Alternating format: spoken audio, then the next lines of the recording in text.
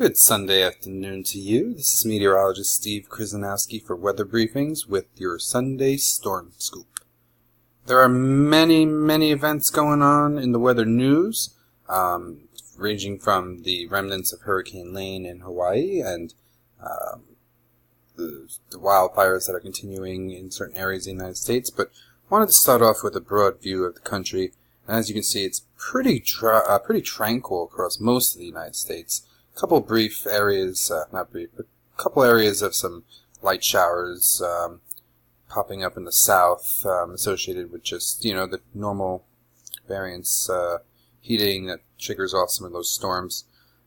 We have a system in the Midwest that's bringing some moderate showers, nothing really too heavy or severe to think of. And pretty tranquil day in areas like the Northeast, having a really nice day with a northerly flow, bringing in some nice cool weather. Many areas in the Northeast are not going to get out of the upper 70s to low 80s, but very low humidity. But that's going to change in the next couple of days, and we'll talk about that in a moment. I want to start off with tropical depression lane at this point. You may remember a lot of hype at the end of last week where people were calling this the hurricane of the century. Once again, this is a lot of overhype and a lot of media hype, and that's why it's important to make sure that you have a team that is able to determine the threats and to let you deal with the information that's provided in a meaningful way. So Hawaii definitely skirted the worst as they look to try and dry out now. They definitely were plagued with some heavy rain and some beach erosion, some flooding, but they definitely were spared a real good strike. In the brief that we put out associated with this on Friday, we discussed the turn that was necessary. That left turn, that real 90-degree turn to the left that was necessary to spare the islands, and that definitely came to boot. So, just putting an outlook here, we have downgraded to a tropical depression, which is no longer a threat to land. Tropical depression means sustained winds under 39 miles per hour. You can see the thresholds underneath there. That's something new that NOAA has not done in the past. So you can see something they've changed as well. And I think this is good just to go over because there have been a lot of changes to the cone. So I'm actually going to stretch this down a little bit, move it down. I think it's important that, we walk you through some of the things going on here. So this track, this cone of uncertainty has always been something that people get very confused about. They think that that's going to be the whole area that's going to be affected. That just means it's the possibility of those areas being affected within there. So there have been some changes to the maps, and you can see the potential track here, and then if I switch the graphic, you would see a potential 4 to 5 day track, but that's not in this graphic.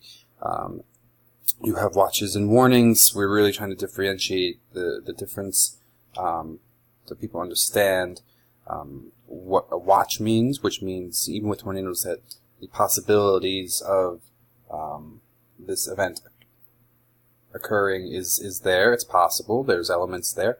And the warnings are that it's currently ongoing. And then, it's very important to know the difference between the two. So with this storm, Lane's only got maximum sustained winds of 35 miles per hour, so that brings her down to a tropical depression. Moving west at 10 miles per hour. Again, not a threat to landfall. So I think we can start closing the book on discussing tropical depression lane, once Hurricane Lane, and move on to the next round of weather that will be coming our way. So coming back to the main picture of the United States here, I'm just going to adjust the map accordingly. You can see the flow is pretty zonal. There's a bit of a ridge here, but again, the flow is pretty zonal. Not much happening, and not much, in ways of being able to capture any sort of precip, especially from the Gulf, and to ride it up anywhere. So that'll change over the next 10 days or so, but right now, pretty zonal flow. And just to quickly touch base about this system, so right now it's not really too, severe. There might be some strong thunderstorms embedded in there at times, but over the next few days, especially in places like Minnesota and Wisconsin, parts of Illinois, maybe even Michigan, you're going to start seeing the potential from now until end of the day Tuesday for some severe thunderstorms.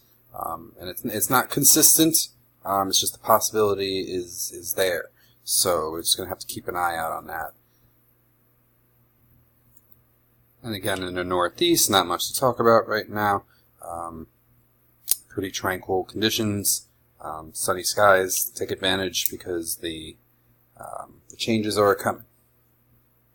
Switch to the models. The needed dry spell will hold across most of the northeastern United States through probably about midweek. But again, like I was discussing, that will come at the expense of heat and humidity that's on its way back. So we've had a nice stretch of comfortable weather for the last 3 or 4 days, and that's been really good to help dry out some of the areas that are really, really waterlogged right now. There's some places that are really above normal, especially in New York State, where they have needed the ability to dry out and a little bit of the dry weather the last 5 or 6 days. So we'll see some dry weather, but it will be associated with heat and humidity. We're going to see numbers approaching 100 degrees in many areas when you factor in heat indexes and all that. In fact, it probably can go a little bit past that into the lower 100s. So it's something we have to keep an eye on, especially for the elderly and pets and babies and whatnot. So keep an eye here. I'm going to put this into motion now. Just give me a second. What I'll do is... Right, so this is the 12Z, the most recent model. I will move it down. If you want to join in with modeling, one of the best places you can go would be tropicaltidbits.com. Alright, so we're going to come back. This is Sunday evening, Monday night. Again, you're going to start seeing breakout of some severe weather here in the Midwest, and the Northeast again stays dry. This is Monday night. You can see some of the warmer air really creeping in. Here's some of that severe weather I was talking about. So this is Tuesday morning, overnight really, probably around 1 o'clock or so, midnight. This is where you're going to see some of the fireworks. So that's what I'm talking about. And then once that pushes through, the atmosphere will kind of need to reload, so we'll have a little bit of a peaceful transition.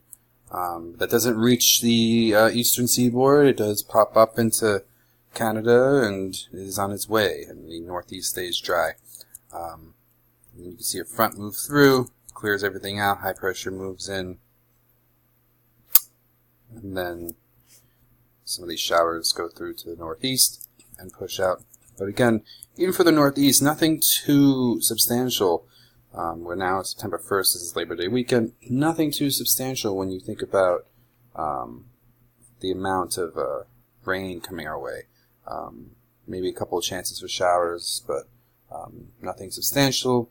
We're really looking to kind of break into sort of that fall pattern. I think that will be a really good change, and we'll start seeing some of those longer storms, if you're into that, all longer those rainstorms associated. So if we keep going, we'll just go a little bit more. You can see dry weather continues out here in the west, and that's not going to help in certain areas that are dealing with some of those fires still. So it's very important that we are getting that rain out west. Unfortunately, we're not seeing that right now. I'm putting it into motion here again. Finally, on Labor Day, it looks like we're going to finally get some rain in the Northeast for about half a day, and then showers linger and move on, clear out. Obviously, when you move this far out, it's not really, you don't really want to put too much stock in anything past 5 days, but I can say that, we're using these as a tool and looking at trends and using the data that we know and the stuff that we're equipped to figure out. So it's all it's a hodgepodge the way we do this. So again, past 5 days is something you want to just look at with an open mind and maybe get some ideas. And then once you see models kind of be consistent with things, you can start calling them trends and that they're supporting each other. So those are important. Anyway, we'll move past the models now. So to close up, Lane is on his way out as being any sort of resemblance of the storm. Severe storms for Montana, Wisconsin, Minnesota, and parts of Illinois from now till Wednesday morning. And dry but hot and humid for the east till midweek. Unsettled for Labor Day weekend in many areas. We'll have more on that on videos that are coming this week. And we'll keep an eye on the tropics because now is about the time that things start to really flare up. And we'll keep an eye on some of the storms too. Remember, there's 2 different periods of the year where we get severe storm outbreaks, spring and fall. Remember, we're looking at the 2 various air masses. So we're going to start seeing some of those air masses starting to collide, and we'll start seeing all the forces of the atmosphere really do its thing. So exciting weather to come soon, and we'll keep everyone safe and informed. Again, I am meteorologist Steve Kozanowski with Weather Briefings, and this was Storm Scoop.